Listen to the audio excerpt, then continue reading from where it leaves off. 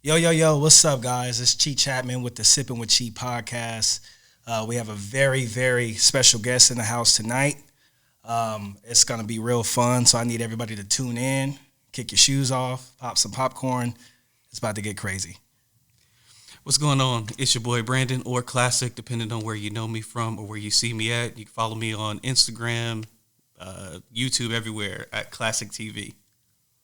How's it going, everybody? It's Mike Johnson from Mike Johnson AZ Property Investments. You can follow me on Instagram at mogul360 and look at www.mikejohnsonenterprises.com. All right, perfect. Everybody did their introductions here. So we're going to just definitely dive all the way in. Today we have, like I said, we have a very, very special guest, Mike Johnson, AZ Property. We're going to get into the whole real estate aspect of things, but we're going to actually dive into your upbringing, your childhood, and then we'll get into like schooling and things of that nature. So we'll go ahead and start like that. Cool. Well, I was raised the oldest of three boys. Grew up in South Phoenix. My mom was a single mom who later married my stepdad, who's been a part of our life since we're about 3 years old. A great man. I hope I can be half the man he is one day. And my mom started us, in the mortgage industry as a loan processor, and she taught us a lot. We lived very comfortably based on her salary. And growing up, she told me, "Hey, son, you want to make six figures without a college education? The mortgage industry is the best way to go." So that's pretty much how I got started, and so far so good. Well, yeah, real good. Okay. Well, how many brothers and siblings do you have? Two younger brothers. One's an athlete, and then one itself. That's really weird. Sitting next to him. And I love my brothers to death. Grew up extremely family oriented. We've all followed the path as being leaders and entrepreneurs, and as you know, these days is the evolution of the entrepreneur. So you see a lot of big companies collapsing and all these small companies popping up.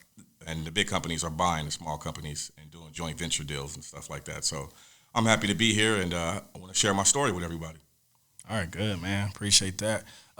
Let's jump into your schooling. So, as far as, high school, college, things of that nature. Well, I went to high school at Mount Point High School in Ahwatukee, Arizona. Yeah.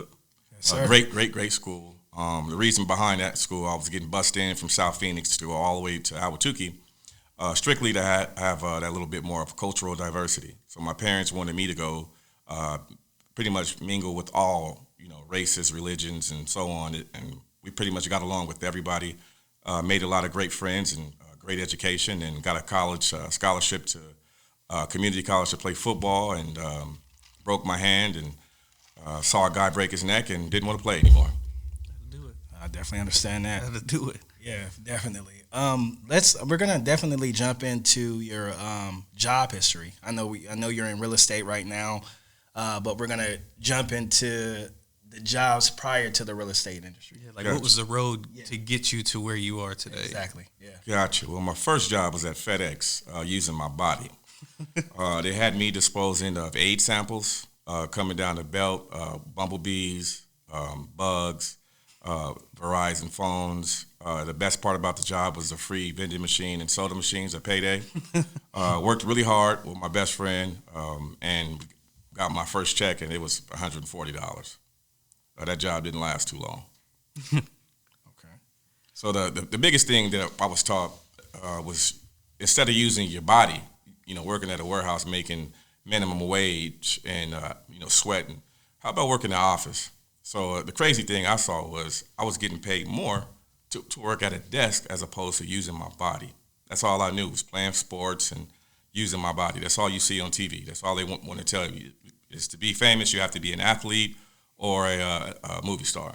But what about the people who do the paperwork, or the people who actually sign the checks and contracts? That always made me wonder. So it didn't last too long as far as using my body goes.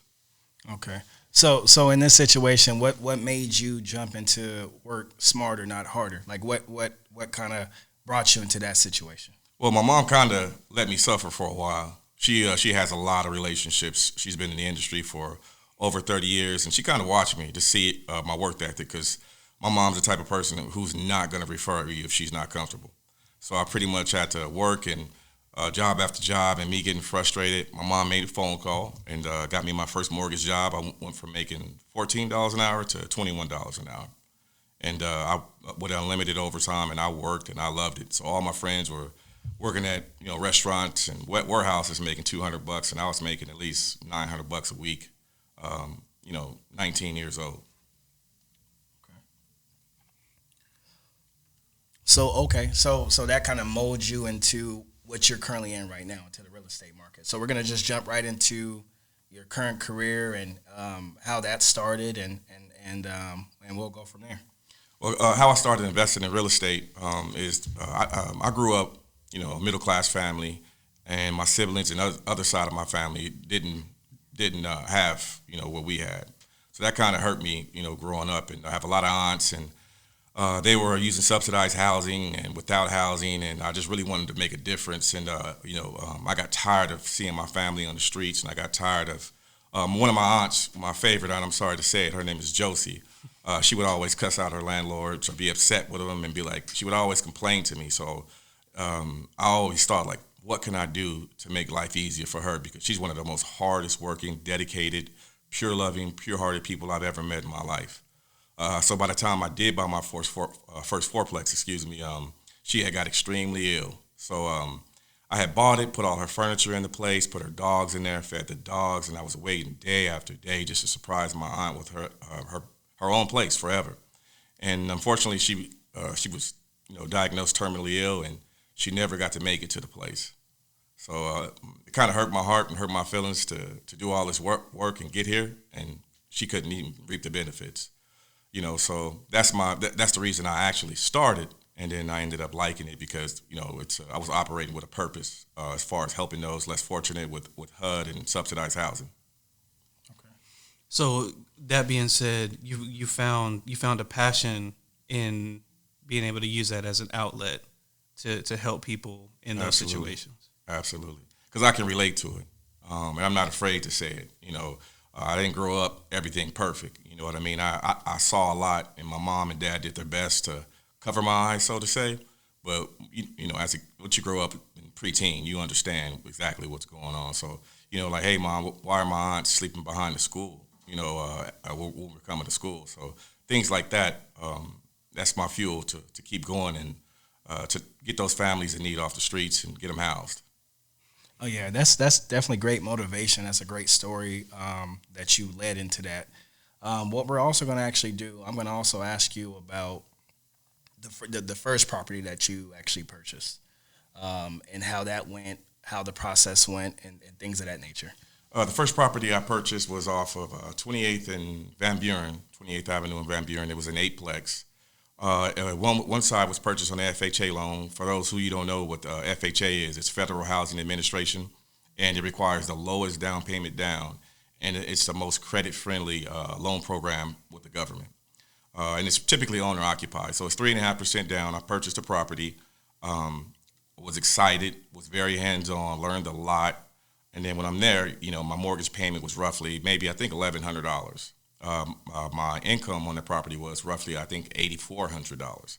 So literally I'm working and people are walking up to me my first time with $800 cash, another $900 money order. It's like, wow, I just got this money for nothing. So, I started, it kind of changed my perception of things. It's like instead of working for my money, I wanted my money to work for me. And that was, the first example that I had. And with you not going to college for this particular field that you're in, how were you able to gain that knowledge to jump in that field and take it by storm, more or less? Pretty much, my last job was an underwriter, so I was underwriting loans for wealthy people, jumbo loans, bond loans, FHA, VA. So I'm looking at a lot of people's tax returns, and there's literally one lady in particular who was, I think, a Vietnamese lady who owned several properties in the nail salon. And I was auditing her tax returns, and I noticed all the money and all the the assets that she had. And I'm like, how did this lady purchase this with a fixed income on Social Security and pension? She basically made the right decisions. And then at that point, I said, how can I, have that financial freedom and do what these individuals are doing? And ever since I've been, I grew from literally an eightplex to now 178 units, ranging from motels, hotels, restaurants, single-family homes, luxury homes, and it's been working out for me. And I'm the biggest landlord in Arizona when it comes to subsidized housing. So me and the government work very closely. Okay. So when you're walking into this, your first property, are you nervous at all? Oh, yeah. One guy who I inherited, because when you typically buy a property and it's occupied, you're going to inherit some tenants, was about 6'7". He pretty much was like the guy off of Green Mile. He was huge, but he was intimidating, but he was a nice guy. I inherited him, and he was a little bit of a language barrier because the government goes through caseworkers, so you got to go speak to the caseworker, and it was all new for me, so I was a little bit nervous, and I didn't understand the Arizona Landlord Tenant Act, so I bought the place, and I didn't really care about if they gave me rent, but it was I knew they were supposed to, so I was nervous at first. Not gonna lie, I was, because I didn't grow up with a family member who owned anything other than hey, get a job, stay there for all your life, retire. Pretty much they tried programming us, but I just pretty much had other mentors. I went to RIA meetings, which is Arizona was Real Estate Investor Association. So I went to the Celebrity Theater, went to their meetings. I watched podcasts. Hence, I'm here on this good podcast because I like this podcast. I did everything I could. Read books. I did. I just submerged myself with this, and I love what I do. I'm not stressed out. I don't have a boss, telling me what to do. I'm very self-disciplined, and pretty much my business is pretty much automated. I went from eight units to $20 million worth of real estate. From a rent roll that's in the six figures every month. So when you're talking to somebody who is interested in getting into the field with the experience, obviously, that you have, what would you tell them is the hardest thing, and what would be a piece of advice to encourage them to keep going through that hard time? I say the hardest thing that I'm having right now with the growing pains is delegation.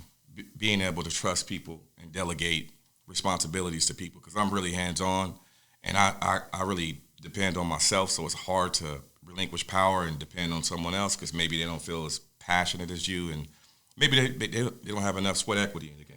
You know what I mean? So that's probably the hardest part is delegation, because if I'm dealing with a lot of money. So, for example, I sent one of my guys to pick up money orders, and it's a lot. I give him a checklist and an Excel spreadsheet, and he ended up stealing roughly like $1,100. Like, I didn't see it. Yeah. So because when I'm auditing the books through QuickBooks, I'm like, hey, I'm noticing the trend, and I had to pretty much, fire him and let him go. So it's getting to the point where I'm scaling up so high, or I just got my first office, and I'm going to be hiring I got an attorney. I'm on the private side of Chase with my banker, so I don't go through like a regular bank. Chase comes to me. I have my own check scanners, huge credit line with them. Got a good attorney named Howard Wise, so I'm growing, but at the same time, I got to protect myself. But so you're further established, but I'm talking about in the very beginning. So when they walk up to you saying, "Hey, I'm about to get into real estate," what would you say to them at that point? What draws them to real estate? My mentor always told me to always, be objective. What's the objective? What are you trying to get out of real estate? It takes money to make money, but you got to be willing to do whatever it takes to get there. I didn't have a lot of money. My first investor, his name is Troy McNaughton from Sound Capital. I literally would go into apartments and just clean them, clean toilets, do whatever he said to do. He's a millionaire, and he eventually gave me an opportunity, and I'm thankful for that. And I wouldn't be here now, but I was willing to do whatever it takes, as long as they're willing to do whatever it takes legally. Legally, let me yeah. put that clause there. And they're pure. I want to pay it forward to help somebody and teach them like they taught me. So I found one guy who I've been working on, and his name is Xavier, good kid. So I'm kind of mentoring him right now and teaching him. So I was just looking for the right person who had the right intentions. To kind of rewind back to what Brandon was saying, when you first jumped into the real estate industry, when you kind of just took that risk to kind of jump into it, and I know you got kids and a family, How did that affect you though? Because you went from having a job with weekly pay or every 2 weeks benefits, and without having that and jumping into the real estate industry, you're kind of like no safety net. No. Yeah, when am I going to get my first check? Or I got a mortgage, I got car payment, I got medical expenses, things of that nature. Well, to be honest, I was called stupid. I was called childish. An abundance of names, and it's but my mom told me, she said, "Hey, son, at my lowest point, I was getting ready to lose, my house, and I wasn't paying my bills. I had to borrow a car from my dad, but my fiance stuck right by my side, and we said we're going to do this together. But I was called a lot of names, like, hey, and we suffered for a while. Everybody knows what Empower Box is, and my Empower Box was blinking. It was blinking. Beep, beep, beep, beep. So, I stuck it out. And thanks to my dad said, if anybody can do it, son, I know you can. And he motivates me so much. And, when I came and showed him my new I-8 and he see my $1 million house now and, he sees me doing good, I can see that he's so happy for me. But my mom just told me, hey, you have to be willing to take risks. And I took a risk, and it paid off. But I would tell anybody else out there, hey, you never know unless you do it. The first way to do it is to get up and take action on it. So I'm probably like the first true entrepreneur in my family, but definitely not the last. I'm not the smartest person in my family. He is, and I strongly attest to that. The next thing I'm trying to do is pretty much involve my family in the growing of my business. I just purchased a barbershop. I'm going to be heavily investing in Sippin With Chee Podcast. I got a restaurant I want to involve him in because my brother is a media guru, and my cousin here is pretty much as far as one of the contractually smartest people I've ever seen, in my life. So I deal with a lot of people, but some people, they're not smart. They pretty much inherited and have generational wealth. But where I come from, everybody says, hey, Mike Johnson. They really don't have any reference. I created myself in my own lane, but pretty much I'm excited for the future, man, and I'm excited to see what's next. So let me ask you this, right? When did you realize, was there a point where you realized I made it, right? Obviously, you're doing well now, right? I mean, you've kind of told us that. But when you actually got to that point, when did you realize it? And then did that, obviously it didn't slow you down, but did that make you more eager to continue to grow? Let me think about that real quick. That's a good question. I think the moment for my birthday, my 34th birthday, I purchased my dream house.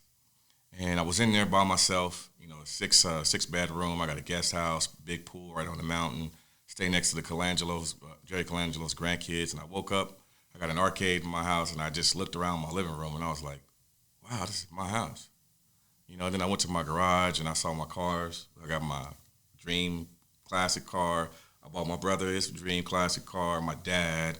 Helped a lot of people in my family, and I'm not done. And I was just like, wow, it was a good moment. My daughter goes to a Catholic school, and that makes me feel good, security. And pretty much I don't have to do anything. All the rent comes through. My contract's for 4 years, so it's pretty much I did all the hard work, and then you sit back, and hopefully in the next 3 years I'll be retired, and just golfing. So, okay, so let's put a timeline to what you just said. You started at 19, yep. Right? 19, you get your first property. You work, you get yourself set up to the point where at 34 you realize that I've actually made it. So you put 15 years in before it actually sinks in. I'm sure there's times where you look and you're like, okay, I'm doing okay. But at 34, 15 years later, you sit there and say, yeah, I made it. I got to be honest and say this year was the year I can really say it was most profitable. For all the real estate people out there, when you're doing deals, and they may say, hey, how's Mike buying these properties? Let me educate you and tell you it's hard money. So for those who don't know what hard money is, wait. Let me stop you before you get too far into it. Don't be giving out trade secrets. I'm not going to give them the trade small pieces of game, but not the whole thing. What I want to do on his, how he started and what he's. We got to give a. Yeah, you have to. Big time. Well, I'm not going to dive deep in. Okay. As far as I should. Well, I was about to, but I didn't read the contracts well, as anybody who's starting. But all those entrepreneurs, Warren Buffett, Jay-Z, Jeff Bezos, all those guys, they got to start off somewhere. Mm-hmm. So when I first started off, I had agreed with a partner who was going to be the money guy. So he was putting the money up and I did all the work, and we agreed on a 50-50 split. So I'm going to Home Depot, I'm going to Lowe's, I'm getting lumber, I'm doing all the work. And by the time, the property sold, I didn't get the profits that I calculated. Right. Like, hey, we're going to make $500,000. He says, here's $70,000. So that kind of made me be like, wow. So he kept doing that to me a few times, and the realtors were like, hey, Mike, you need to go by yourself, because I didn't think I can do it without him. Right. But the other guys, other investors who saw me, and it was like, I built a good reputation. Hey, Mike, come with us. We'll give you 70% ownership, and we just want 30% return. So when you're doing real estate, it's all about getting cheap money with good terms. When I say good terms, it's like interest-only payments, or what the interest rate is, or what the timeline is, because time isn't on your side when you're using private money or hard money. So for every month you're paying, if I borrow $500,000, I got to pay $5,000 a month interest only. Right. So if you go 12 months, that's $60,000 that doesn't get deducted from the loan. You still owe the $500,000 that they lend you. Yep. So it's very important to pay attention to those things. And don't dive in. I wouldn't go for a $500,000 property, even though the market is high right now, because you got to be able to service that debt. Right. And debt service is a whole nother beast. That's why I stick with subsidized housing, because guaranteed rents, and you got to make those payments, or those good private guys will foreclose on you and take the property that you did all that hard work on, and it's gone. Yeah. So there goes your profit. I got something I want to say. So with the pandemic and the COVID that's going on, and you got all these properties that you got to collect rent from, how did that affect you? Like, how did that, what happened during that situation? It was the best year ever. It didn't affect me at all. It's pretty much my business model was built like, if you get an SSI check. Did the Social Security check stop during COVID? Nope. My money didn't stop, because I was always prepared for that. And prepared means you go into a situation being conservative. Conservatively, it's more management intensive. Yeah, the stigma of Section 8, it's bad, it's dirty, but hey, everybody has to come from somewhere. Right. Certain situations where I deal with the VA, I deal with battered moms. It's not the stigma. It's genuinely good people. I typically sponsor a few families, for Christmas and the holidays, and I met a lot of good people, and my reputation is good. But to answer your question and go back to it, I didn't miss any payments. All my money came, and then when Ducey incentivized, the healthcare workers to, for working during the COVID, he incentivized the landlords to get all these individuals, from CAS to homeless shelters or sleeping outside contracting COVID-19. So they turned a lot of hotels and motels into COVID hospitals. So there was money plays everywhere as far as COVID goes with landlords. The smart ones, not the Scottsdale and Arcadia guys. They're not around anymore. I am. It's crazy that when you look at it, just kind of how it all started for you, right? When you talk about your favorite aunt. Yes. It's crazy. Very crazy. And how that turned into the business model for you, right? And it's crazy that you can draw your inspiration and it be your passion to help people, and yet still help and generate a profit for you. That's dope. That's dope. And the cool play is, shout out to Shelly's Early Start, my other aunt, who has the same business model, but she does it with DES daycares. So people say, hey, how's Shelly so profitable? It's through the government. So there's money in poverty. There's money everywhere. So if someone comes to a project and says, in New York where Jay-Z grew up, they're not living there for free. Maybe the building has a contract with HUD or a nonprofit organization paying the rent for them. You know what I mean? So whenever you look at a situation, you're like, man, I bet you the guy who owns this place is a dirty old man.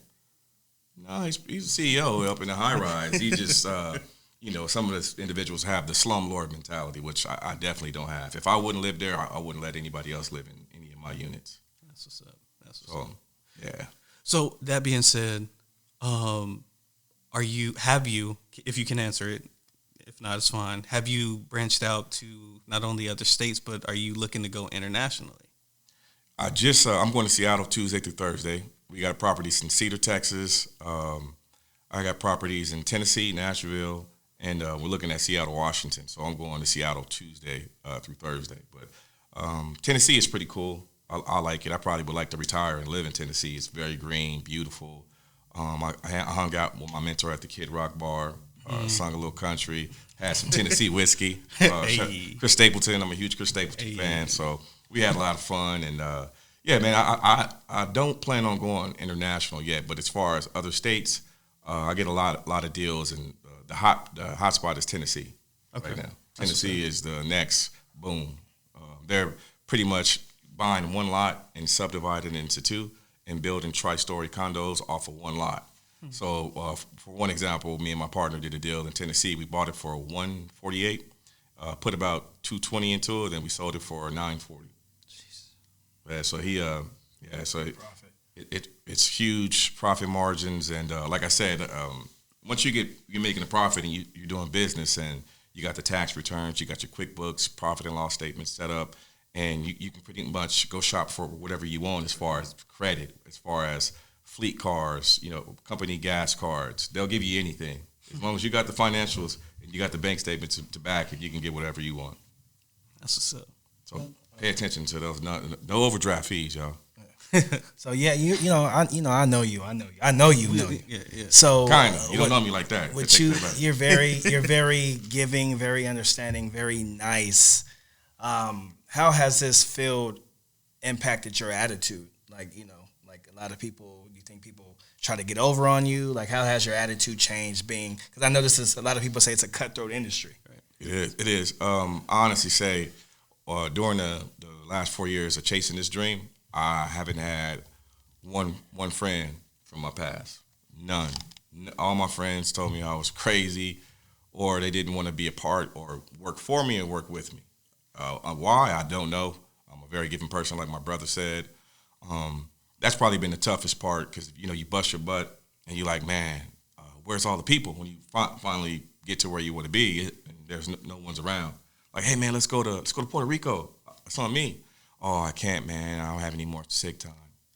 What? Yeah.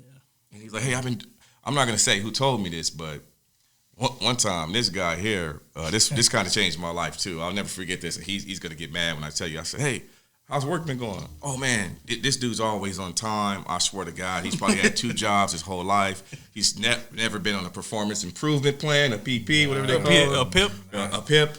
He's a good guy, but I said, hey, how's work going? And he was seeing my transition. He was like, oh, I'm going good. And I'm like, I'm proud of you. And he was like, yeah, I did good at work. They gave me an extra break. Let that soak. He said they gave him an extra break. I said, Jeremy, Chee, Sippin With Chee. And, I was investing my time by trying to teach other people, but I was trying to teach my brother. I'm not saying that to narc on him, because he's doing good now. He's purchased his first home, and he's a good dad, and I'm trying to make sure I set the best example for him. But now is the time. It's the evolution of the entrepreneur, and it's only as big as you make it and as far as you take it. If you have the right resources and you sit down and you put a plan together, it's going to make sense. This guy knows everybody as far as lows. Everybody knows this guy. So he can pretty much be a wholesaler and find deals for me, and then pretty much you don't need a license to be a wholesaler, make a couple grand. Right. I did a wholesale deal earlier this year for $200,000, and I didn't touch anything. Crazy. I went to the title company to pick up my check. Shout out to Pioneer Title, Tori O'Leary. That's my favorite title lady ever. And she said, hey, can I ask you a personal question, Michael? I said, yeah, go for it. She said, is this the biggest year you've ever had? I was like, yeah. Yes, to answer your question. Did you get that new car? I said, yeah, it's outside. I walked into the dealership. No one wanted to listen to me and talk to me. I'm like, hey, I want this car. It was inside. It was like, oh, really? Yeah, really. You bring up a good point. Talking about, was it Tori? Tori, that's my favorite title agency rep. So, in terms of the real estate industry, how important are relationships? Great question again. This guy, where did you find this guy? He's really good. He's really good. Relationships are extremely important. So I make sure I don't burn bridges like my mom taught me. I make sure I pay my people well so they stay loyal and they don't steal from you or anything like that. But relationships have got a lot of deals closed for me. I can literally pick up the phone, I swear, and we're doing a hotel deal in Mesa right now for $3.4 million, and I have a week to close. And I had 2 meetings with a guy on a Zoom meeting, and just based off my reputation, he not only gave me the $4 million we asked for, but he asked if he could be my partner. So that's when you know, hey, they know you're good. Right. You know, hey, I don't want to be your partners. I just want you to invest the money and me give you a return. But it's kind of flattering. You know, I told my mentor, I was like, hey, guess what he told me? He said he wanted to be partners. You know, I'm like, I'm going to use you on the next deal. But, you know, it's been challenging itself to break into the motel industry because it's a stigma behind it that only the Indians can buy motels in those stores. You see, Native Americans, no, not Native Americans. So Middle Eastern. Yes, Middle Eastern. Okay, yeah. He told me. We cleared that up. Yeah, this guy. I bought a motel downtown, and I looked it up on the public records. He bought it for $112,000 during the crash, so he owned it free and clear. Mm-hmm. It was just a cash cow for him. He was a slumlord. He didn't do anything. So he was like, okay, I'll sell it to you. I bought it for, I want to say $700,000. So I bought it for $700,000, put like $80,000 into it. And then I got it appraised for the bank for $2.2 million. So then he's like, hey, I got another place I want to sell you. Oh, yeah? I'm not going to tell him about that appraisal because then he's like, oh, he's going to try to jump the price up. So I'm like, okay. So I go to another hotel, which is the Quality Inn off of the I-17. And I put the earnest money down, and we're buying that one. I got it appraised. He's selling it to me for $3 million. It's worth $8 million. He doesn't know.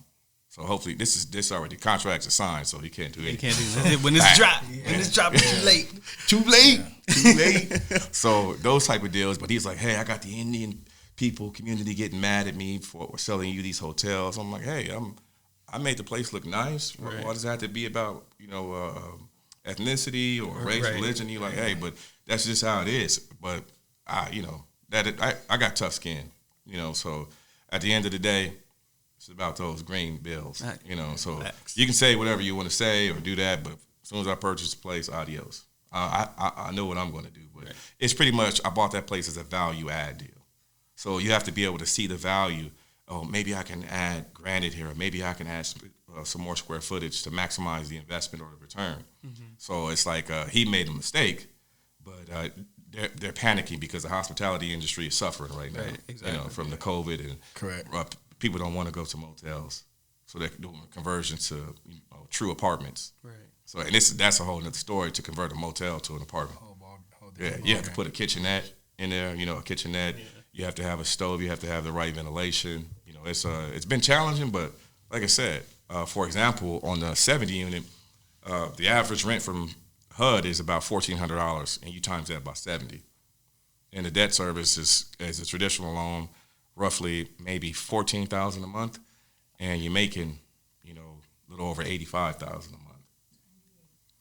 And then it's like playing Monopoly. You got that one at you're making $85,000 here. I'm making $20,000 here. I'm making $10,000 here. $6,000 there. Yeah. I'm getting profits from my restaurant, and my restaurant is expanding. So I purchased a food truck, and I'm going to sublease it to my restaurant. That's what's up. Yeah, that's smart. Earlier you mentioned about taking risks, and for me, I'm just, I got my son, and I got. Everyone has bills. Right. So that's sometimes like when I'm like, F this job, I'm about to quit. Maybe they're not treating me right. Maybe they're looking over me. I've been with the banking business for quite a while. Maybe they're choosing this person over me, but I know this person just came, but I know more than this person does. You know what I mean? So, but a lot of the times, you got to make sure your savings is good. You got to make sure, bills are paid ahead of time. What advice would you give someone that's in that situation, that's ready to leave their job, and kind of jump into the field or the market that you're in, or just any other industry that they're looking to jump into? I would say the biggest thing, even with banking and overall, it's called exit strategy. You don't burn your bridges at your job. So first and foremost, you put in your 2-week notice. If you had adequate reserves in the bank to sustain a transition, whether it's 30 or 60 days that you're going to need, or you have a significant other who can pick up a little bit of the slack, but you never know if you're going to have to go back there. Right. So Exactly. what I did is I put in my 2 weeks notice, and then they sent out an email to everybody at work. Mike Johnson's no longer with the company. So I started getting bombarded with calls. They're like, "Oh man, you're crazy," this and that. And then lo and behold, they laid everybody off in 2 weeks. So I pretty much had a head start on there. Okay. But to go back to your question and answer it fully, as long as you have an exit strategy and you have something else lined up, you have the resources or the connections to do so, then it makes it different. But being an entrepreneur, you're going to work double the hours. It's not going to be as easy like you could just stay at home and hang out and do those type of things. So as long as you're willing to put forth the work, then I would say it'd be a good idea. But just plan that exit strategy before you move. Everything has to be calculated. Okay. One thing too as well. Who are your inspirations? Who motivates you? Like, are there, it can be a family member, it can be a celebrity, because everyone has someone that they look up to that maybe molds them into who they are today. Because I have a lot of people that mold me. My major two are my parents, because no matter how, whether I'm doing good or doing bad, they're going to be there forever. My children, I have 4 daughters and 1 son. Those are my motivation. And my biggest person who's taught me a lot, and he's done a little bit of Jedi mind tricks on me and always messing with my head with my objectives and stuff, is Bruce. His name is Bruce Johnson. He gave me my first $50,000 to start doing real estate. He believed in me. He's a great guy. He's constantly always teaching me and staying on me, and he's helped me with the media. He does all my releases when I do new stuff with the government, and we just did another big deal in Tennessee too. So he's one of the biggest persons who's changed my life, along with my family and my parents. That's what's up. So I want to go back to the motel industry, or the motel that you bought. Like, what do you think made that, I guess, worth more? Well, I don't want to say certain things so people don't ever go to my motel, but let's just say Tom and Jerry was in there. It was infested with rats. So it was the improvement. Yeah. Again, before you leave, we need to have a horror story of one of your properties. Oh, yeah. Not right now, because we might have some more questions. If we got more questions. One of the videos of the people. Yeah, we can do that. Okay. Yeah, I got 2 of them. Yeah, because we definitely got to hear that. Oh, I got like 3. So that's the best part. Don't let me forget before we get out of here. You want the dead bodies with the cat eating the tongue? That one? Oh man. Oh, jeez. We're gonna say that for Let's after say camera, after Yeah, hours. right. What I was gonna say.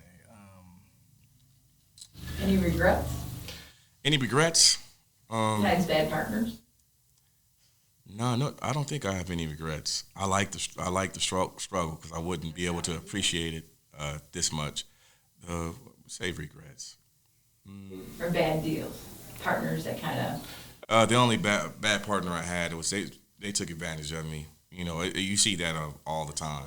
Yeah, I watched the New Edition story, and I saw Michael Blevins pick up on how they were getting robbed of their publishing and stuff like that. It takes a while for you to know, because you're like, hey, I like this person. They care about me.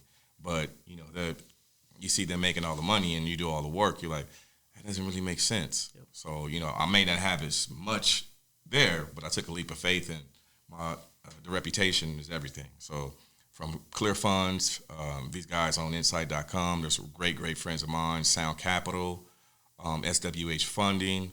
I know all the wholesalers here, Randy Guzman, Heather, Patrick O'Sullivan with Get Multifamily. Like, I've done deals with everybody here. So when I pick up the phone and call them, my reputation is like, oh, it's Mike. And they're like, oh, he's buying another one. But it's. I think I'm getting to that threshold to where I got enough. Because a lot of people screw up when they go outside of their business model. Like going back to the barbershop, the motel, and I bought a powder coating facility too for some guys I know who they have some big contracts with powder coating, so they kind of talked me into it. So I don't want to go bankrupt from investing in stuff I don't know about, but I know everything about the housing industry, multifamily to be specific. So I kind of want to stick to that and kind of chill out because it's getting a lot. My what is SRP and APS bills. Oh my God, yeah. Man, I'm paying those bills. Oh, one person's water got cut off. Forgot to pay that one, just that one. So just to go back to it, I don't have any regrets because without no struggle is no progress. You know what I mean? I loved every part of it, and I'm loving it even more now. But it's more responsibility. You got to worry about quarterly taxes. You have to worry about licensing, permits, following the Arizona Landlord-Tenant Act, making sure you don't get sued. Right.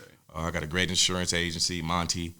He got a great blanket policy over all my properties to protect myself. And the three biggest things you're going to need when you're doing this, or even an entrepreneur period, is a great business banker, a good one, a CPA, and an attorney. If you got those three, you're on the path to success. But if you don't have an attorney, trust me, you may need an attorney to send someone a nasty gram. Like, hey, can you tell this person to cease and desist? Oh, okay. We UPS'd it to them. And they're like, oh, I'm sorry. You're like, yeah, I know you're sorry, but I'm not going to respond to you. So we have a digital imprint and exactly. Stuff like that. But no regrets, man. I love what I do. From South Phoenix, a lot of people look up to me and tell me how proud they are of me. I'm happy to give back. I want to focus on giving back this year and helping out those less fortunate, the right ones, and just doing more for the community. As far as my mom used to feed the homeless, my brother has Toys for Tots for every Christmas. We want to get back to doing stuff like that, because this year, last year was an eye-opener for the whole world. For sure. When COVID came. That's a fact. So I saw a lot of, in 1 month I had 5 dead bodies from COVID. One of which was a really good guy, and I walked in and I didn't see his chest moving, and I saw it. So, but those type of things come with being a landlord. Hey, Mr. Johnson, you go to a property, everybody wants to talk to you and take a picture with you. I'm giving them food, and I develop relationships with these people. So to see them die is the hardest part. Right. Because they may have a pre-existing condition. You don't know. You know what I mean? But they grow on you, and you're like, hey, where's Aubrey? You're like, oh, he died. Just talk to him. He just text me. Yeah, it's crazy. So that's probably the hardest part is dealing with the deaths and having relationships with these tenants. But haven't really had much that were too hard. I got one lady that's kind of working my nerves right now. But as far as everybody else, I love them, man. They love me. I wish we can go out there and interview them and see what they have to say about me. I'm pretty sure it's positive things. Definitely a great closing, and I like how you give back, and you got so much love and respect for your tenants and the people that are around you. I got one last question for you, and I know Classic has as well. How do you stay balanced with work and family and all the other stuff you do outside of your day-to-day? Well, pretty much my employees are my brothers. I tell them that they're not my workers, but we're all business partners. So they say, hey, when I lose, you lose. When I win, you win. So if you see somebody stealing company time or stealing material and stuff like that, we just all develop a great relationship.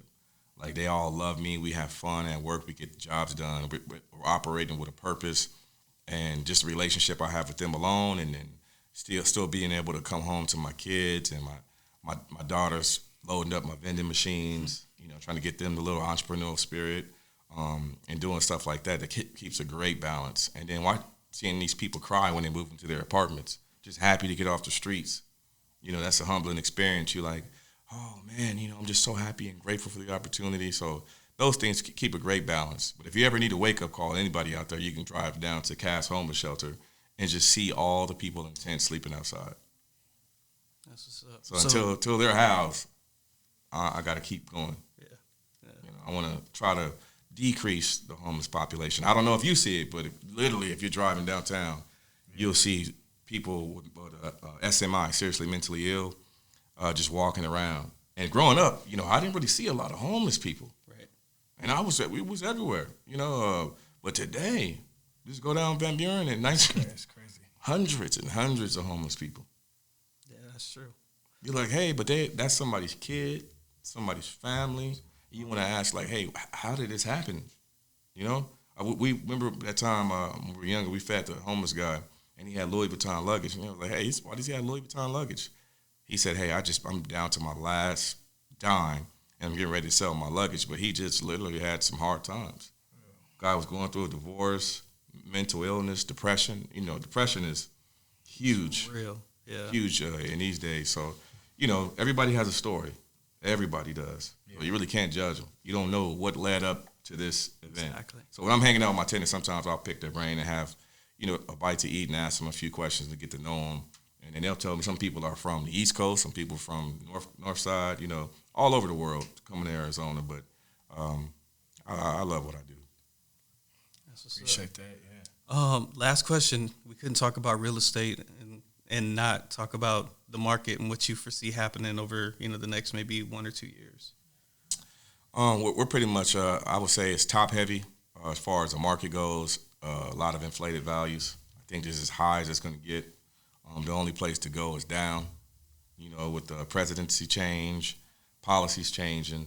But like I said, at that point, it's no longer a seller's market. It's a buy and hold. So the strategy converts from fix and flip to I just want to get the rent, right? The passive income. Right. So I'm geared up and ready for either battle, So, but the market is pretty much probably at its highest point that it's been. Right. So I think it's probably going to stabilize and stay normal for a while, and then it may go down because you got all those people who had the COVID forgiveness for not making mortgage payments, which you had to be careful because the wealthy guys are going like this, waiting for the foreclosures to come. Yeah. Because the name of the game, and I ended with this one, is to buy low, sell high. So it's like going to the pawn shop.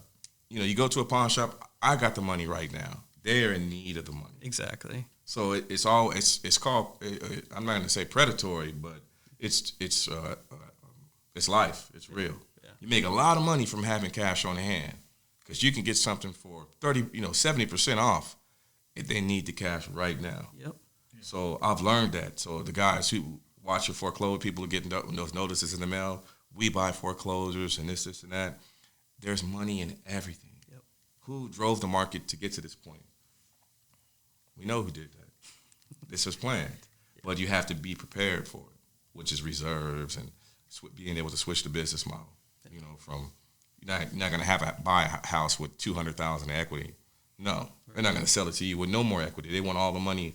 They want every penny out of that. Exactly. So the model will just switch over from just to worry about the passive income side when the market stabilizes. Probably won't buy as much, but just collect the rent. That's it. I got to say it, right? And I think I've told you this multiple times, but since we've already dropped the hammer that we're all family here, being your older cousin, I'm extremely proud of you. It's fun to watch you grow and develop into the person and the man that you are as the businessman and everything like that. And I couldn't be more proud to know you. No, I definitely appreciate that. And, you've been an inspiration to me as a child and always looking out for me. Got me all the way through high school, basketball games, NBA Jam, which I just purchased the arcade at my house. So whenever you want to come to my house, I purchase all those vintage arcade games. So it's definitely going to go down. And I'm proud of my brother here. Yep. He's a new dad. I did not think he was going to be a good dad, but he, because he would always say to everybody else, whoop them, whoop the kids, whoop them. I'm like, hey, you just can't go around whooping kids these days because, Johnny Law is watching you, and people have their phones out. I don't know if you saw what happened at Bath and Body Works. I literally just saw the thing. Wow, have you seen it? No, I haven't seen it. Oh, it was a brawl for it all. It's viral. We're talking about over 3 candles. Over 3 candles. Oh, are you serious? Can I get a clap on that one? I got Shout out to Bath and Body handles are important. Nah, we're gonna close it out. Man, it's been an honor. Thank you.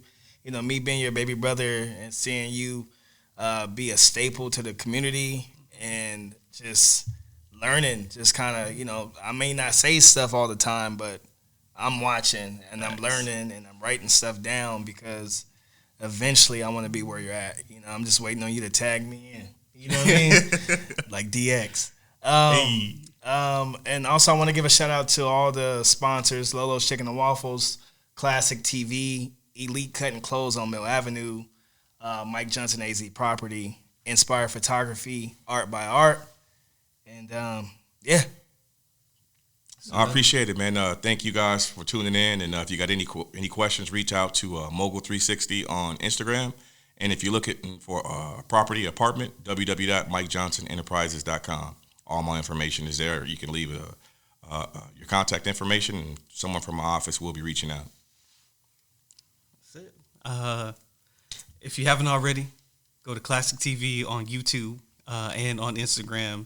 Follow. All right, and that's WC Chee Podcast AZ and www.cheechatman.org. Let's go.